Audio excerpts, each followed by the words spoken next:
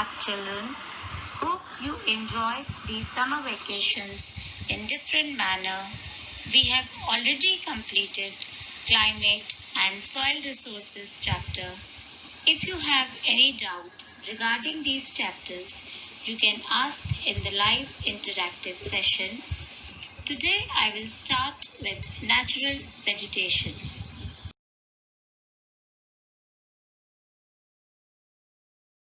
Natural vegetation.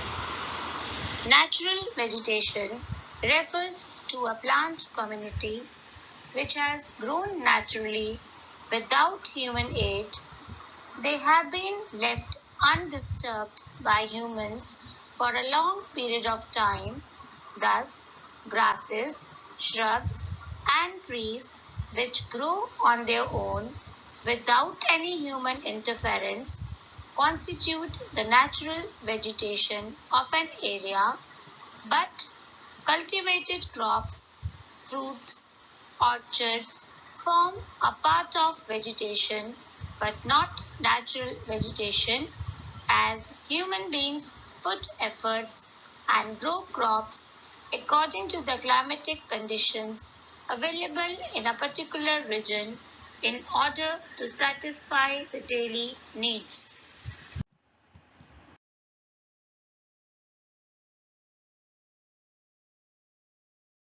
So, what is the difference between flora, vegetation, and forest? Flora is a plant life occurring in a particular regions or time. For example, deodas, lotus, pine, etc. Forests, a large tract of land covered with trees and undergrowth of shrubs, herbs, and thousands of life forms, including plants and animals. For example, Gil Forest of Gujarat and Sundarbans of West Bengal, etc. Vegetation is that which grows naturally without any human aid. For example, tropical evergreen, deciduous vegetation, thorn vegetation, etc. that we'll study in this chapter.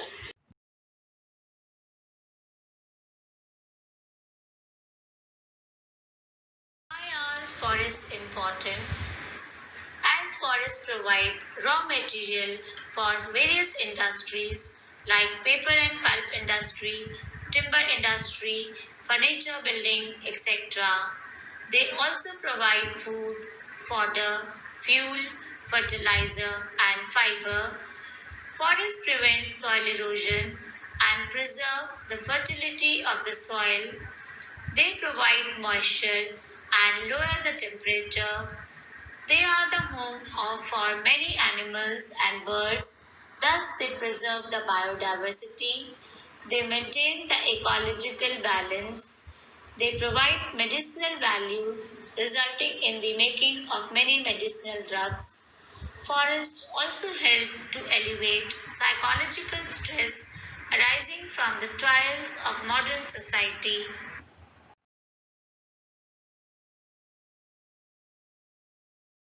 Forests also help for providing the relaxation and meditation that can lead to the development of ecotourism, etc.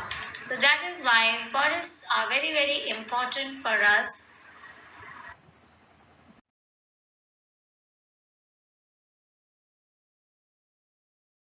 According to 2019 report, the total forest cover of the country is 21.67% of India's total geographical area, slightly up from 21.54% in 2017. The tree cover of the country is 2.89% of the total area. India's top 5 states with largest area under forest cover are: number 1 state is the Madhya Pradesh with the largest forest cover in India, that is 7.75 million hectares, followed by Arunachal Pradesh with 6.73 million hectares, Chhattisgarh 5.6 million hectares, Maharashtra 5.06 million hectares and Odisha 5.03 million hectares in India. The seven northeastern states of India have nearly one-fourth of the country's forest cover in India, but the National Forest Policy has laid down a target of raising the area covered by forests in India to be 33.3%. As per the experts' opinion, the minimum area of forest necessary for a tropical country like India should be about one-third of the total area.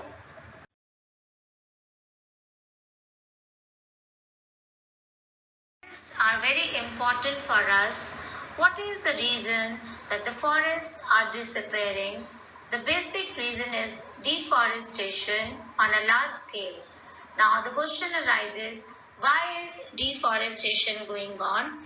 The basic reason is due to the rapid population growth and demand for more food, forests have been cleared to convert them into an agricultural land, to construct roads, to construct the hydel pile projects. Mining is going on, forest fires are there. So there are so many reasons that the forests are disappearing from India.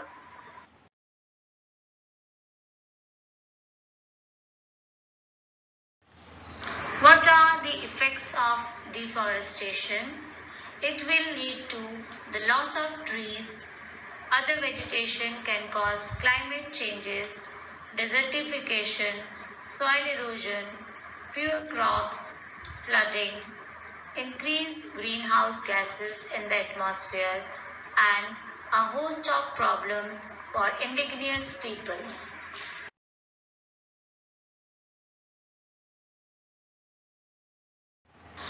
That is the reason we have to conserve forests. What is conservation? It is a practice of planning and maintaining forested areas for the benefit and sustainability of future generation. In the United States, forest conservation became popular in the late 19th and early 20th centuries. Forest conservation involves the upkeep of the natural resources within a forest that are beneficial to both humans and the ecosystem.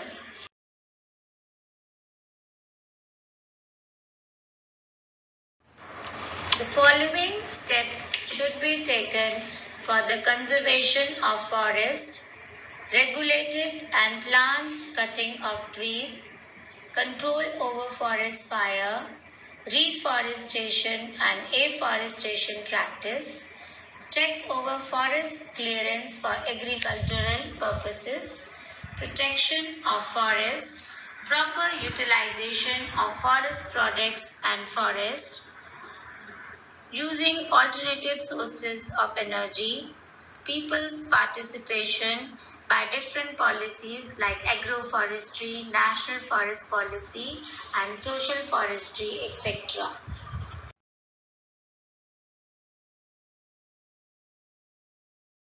There are different methods adopted by the Government of India for the protection of forests. So different policies have been made, like National Forest Policy of 1988.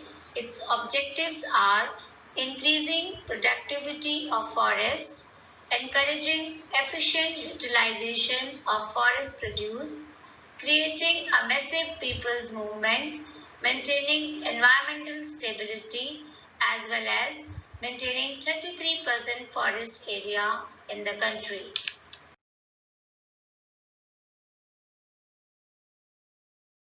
This is social forestry. What is this social forestry? It is a management and development of forests with afforestation, particularly on barren lands, to achieve environmental benefits and rural development. What is barren land? A land that is not fit for agricultural purposes. The term was first used by National Commission on Agriculture, Government of India in 1976 under the 6th Five-Year Plan. Its aim is to take the pressure of the forest and making use of all unused and fallow land. This concept of village forest to meet the needs of the rural people is not new. It has existed through the centuries all over the country, but it was now given a new character, that's a name given to a social forestry. What are the objectives of social forestry in India? Increasing forest area and restoring ecological balance, meeting basic rural needs, fuel, fodder, manure and fiber, ensuring better land use, to check soil erosion, facilitating reclamation of marginal lands, checking waterlogging, and by bringing about monolithic integration of forestry, agricultural, and animal husbandry to provide employment to people and also to control pollution.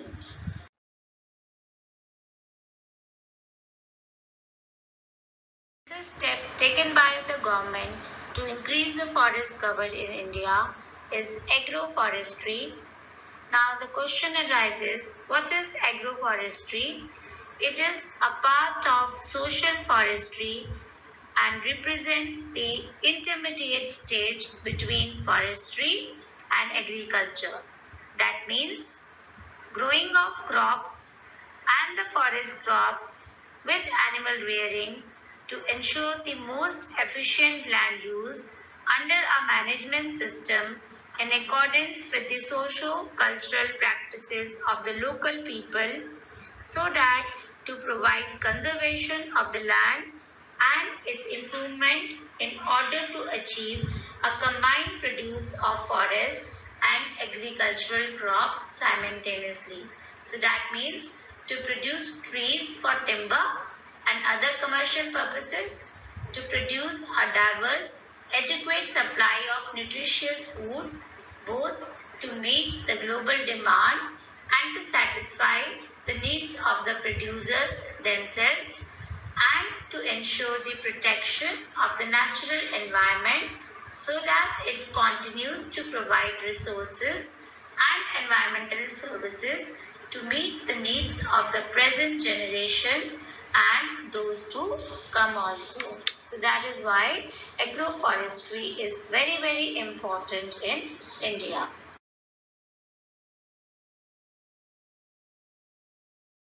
All are the methods that are adopted by the Government of India to increase the forest cover in India.